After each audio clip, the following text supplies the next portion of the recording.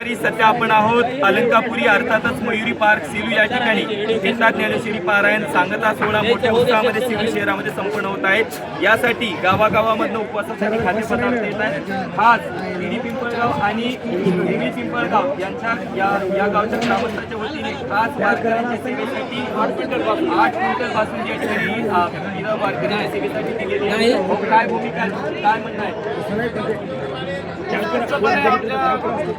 महिला मजूर महिला उत्स्फूर्तपणे त्यांनी पैसे दिले। आम्ही तरी श्रीमंत कमी दिले आम्ही, पण त्यांनी असे पैसे दिले की आमचे याच्यासाठी आमचं पुण्य एवढं घडू द्या आणि त्यांचं करायचं आमचं श्रेय कमी आहे याच्यामध्ये।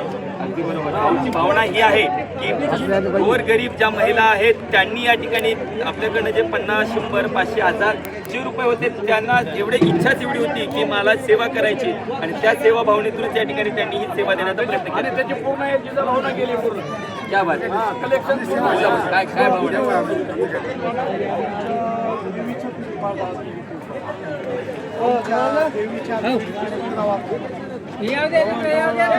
सगळ्या माता माऊल्यांनी सगळ्यांनी अगदी सहकार्य केलेलं आहे। शेतकऱ्यांनी सगळ्यांनी मना भावातून आम्हाला देणगी दिलेली आहे।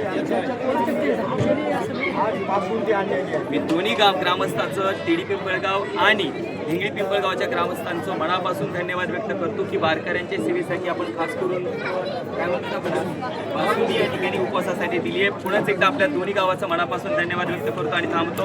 रामकृष्ण।